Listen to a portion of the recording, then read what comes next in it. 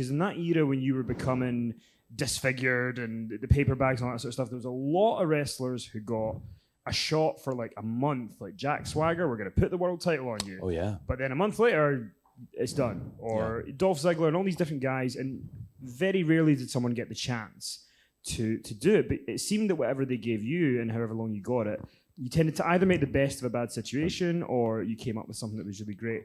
Were you aware of these other scenarios and going, See, I floated under the radar because I wasn't Jack, wins the world title, Money in the Bank. When you do that, you're number one on the depth chart, on the call sheet, you're number one. No matter if this is real, fake, whatever it is, like you're number one when you were champion. You fly first class, you do all the media, you just never stop working. It's a full-time gig.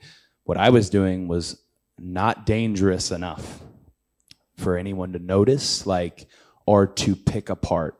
Vince's only addition to me doing the mask and all of that was the paper bags, and it's a huge addition, but that was the thing he wanted the most because he loves making fun of how people look.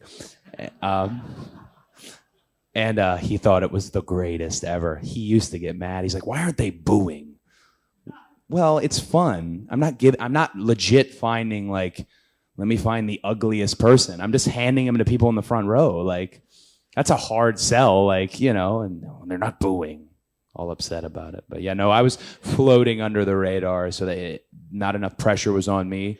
So I was able to make things work in a way. I have a bad reputation, though, of, I made this work, cheer for me.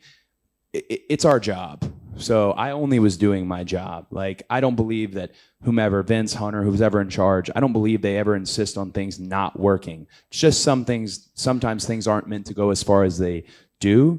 But if you want it and you love it and you want to keep climbing the ladder, you're personally going to take it as far as you can. So I was just doing my job. There's so many guys, if you watch the product today, who also are just doing their job, who take such a small thing and stretch it. If you look at WrestleMania with what Zack Ryder did at WrestleMania, that was a fleeting thing, but it took so much hard work that you never saw.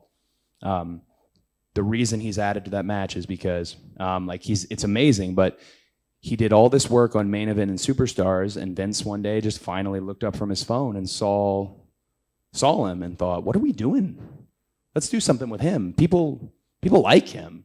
And this is after he'd already done all the true, story and all that and really risen up the ranks, but then kind of fallen from grace a little bit.